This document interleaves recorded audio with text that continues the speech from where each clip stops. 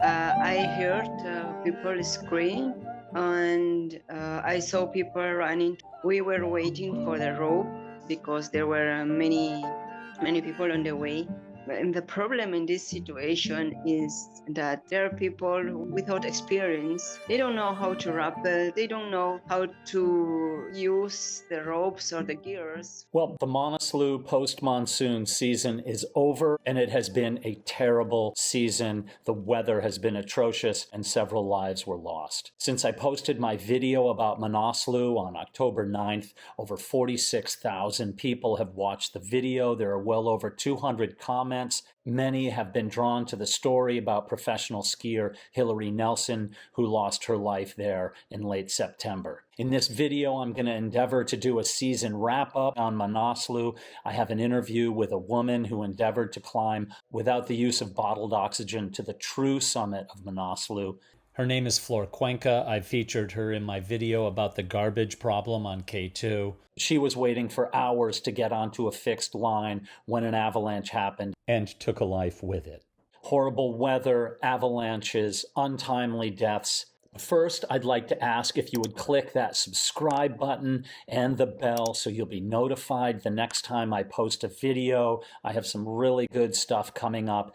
And also stay tuned, because near the end of this video, YouTube and I will suggest a video that we think that you will be interested in watching. So that's coming up shortly. I want to make an aside note on my October 9th video. I put a few facts or items in there that were incorrect, and I've been corrected numerous times, including a mention of what I said was the first attempted ski descent of Manaslu. I have been corrected and set straight. That's attributed to my colleague Adrian Ballinger. He is an exceptional mountaineer and athlete who, along with Sergei Baranov, skied from the summit in 2011.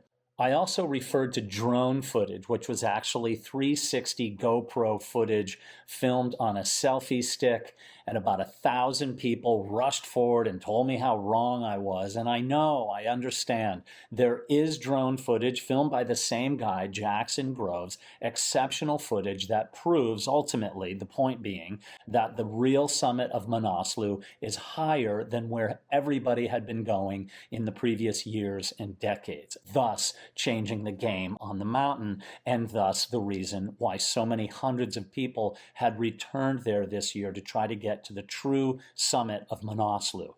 Their timing was incredibly bad, and it's just pure chance. The weather was absolutely awful. It was really a terrible season on all the 8,000-meter peaks. So here's a fact and figure. Of the 400 plus people who were on Manaslu this year, there were also several hundred Sherpa and guide staff on the mountain. From what I have heard, only 20% or so actually made it to the summit this year. That means 80% of about 750 or 800 people went away unsuccessful and disappointed. They're probably going to be coming back. The commercial expedition companies are going to be scoring once again, probably next year when those people return for another go. This year, 3 lost their lives climbing on Manaslu. Anup Rai was working when he was killed by an avalanche, as was Dawa Cheering Sherpa, and Hilaree Nelson lost her life attempting to ski from the summit of Manaslu.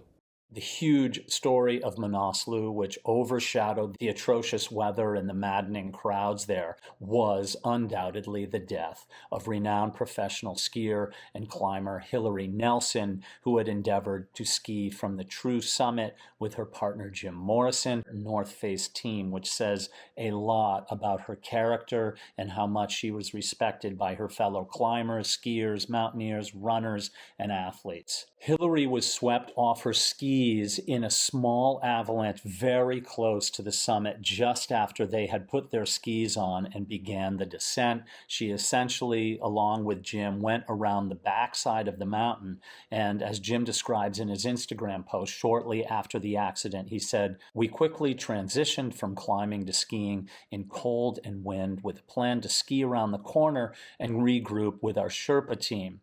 I skied first, and after a few turns, Hilaree followed and started a small avalanche. She was swept off her feet and carried down a narrow snow slope down the south side. opposite from the climbing route of the mountain, over 5,000 feet. That's an incredible distance to fall. And it is amazing that they found her at all. It took 2 days for them to get the right weather and conditions to go and recover her. Her body was brought back to Kathmandu. She had a proper Buddhist ceremony that was performed with Jim and other friends of hers who had gathered from around the world. All right, finally, my guest is of the same ilk. She endeavors to climb the mountains that she climbs without the use of bottled O's. Flower Waganku, you can see her Instagram page here. She has a slightly different name that I'm putting up here. She's climbed 6 8,000 meter peaks without oxygen, bottled oxygen, including K2, Dhaulagiri, and Manaslu, but not to the true summit of Manaslu. And she found herself on the mountain this year and had quite a reorienting experience there, witnessed a terrible accident, and came away a changed woman and also got sick at the same time. So here's my conversation with Floor from her home in Hamburg, Germany. I think it's very enlightening, and I hope you'll enjoy it. Floor, you were on Manaslu and the conditions weren't good in any respect, but you went up for a summit push. Can you kind of tell me what your summit push looked like and how that, it sounds like it was quite an ordeal. Yeah, the weather forecast was from beginning not so good. But anyway, I wanted to try my luck. Okay, my plan for the acclimatization was not so many days because I thought after K2, I am already acclimatized. I just need one rotation, and that's what I did. And it worked well. My first rotation about 6,800. 2 nights, I thought, okay, I'm ready. The weather forecast says it will be 40 kilometer per hour wind. I thought, okay, maybe it's possible or not. Let's see, let's try. And I went for 28th of September. And it was not 40 kilometer per hour wind. It was 80 approximately. Wow. So for somebody who might have never been in 80 kilometer per hour wind, can you explain what that feels like and how cold it is and how difficult it is to do anything? Yeah, in my case, it's danger with a strong wind because I climb without oxygen. And we have nights minus 40 or minus 30 degrees. And this is a big disadvantage when we climb without oxygen. And with 80 kilometer per hour wind, is no go for me. Normally, my plan was to go to Camp 4. Camp 4 is about 7,450. And I wanted to go. I went there and I wanted to use one tent there. And after to have some rest, 2-3 hours rest, to drink water and to fill my bottles. That was my plan. But it was not possible. When I went to my tent, more people come to me, and in a few minutes, my tent was full with 13, 15 persons, full, or nobody wanted to move forward. But it was, there were so many people. I went out and the wind was so strong. We almost fly with our tents. So 13, 14, almost 15 people got into your tent and they crowded in there. Why? Where were their tents? How come? And why was it so crowded? Was there no planning between expedition companies? It just sounds like a disaster waiting to happen up there. Normally, the companies, they shared the groups because there were many people, about 400 mountaineers in Manaslu. There wasn't enough tents to camp for, only 5 tents, 3 big tents and 2 small tents. That was all. So then when you were up there, obviously you knew that a summit was not going to happen, at least on that rotation. So Floor, on the descent, I think I read in your Instagram post, you said that you had to wait in line to get just a clip into a rope for hours waiting because there were just too many people kind of stuck up the mountain trying to get down. That must have been terrifying, waiting to get onto the fixed lines. And apparently you had a near miss with an avalanche while you were waiting. The first avalanche happened when I was on the way to Camp 3. I heard people scream, and I saw people running to help the others, but I was far away. The second avalanche was after I decided to give up the summit, no more summit push, because I was already sick and I went down. I was getting worse. And I felt that if I don't go down, I will be really sick. I went down, and on the way to Camp 1, we were waiting for the rope because there were many people on the way. They were waiting for the ropes because we must rappel one place. And the problem in this situation is that there are people who no without experience. They don't know how to rappel. They don't know how to use the ropes or the gears when it's snow or when it's a little bit bad weather condition. That was the problem. Then we must wait about 3 hours. We were waiting just in one place, and I got sick more.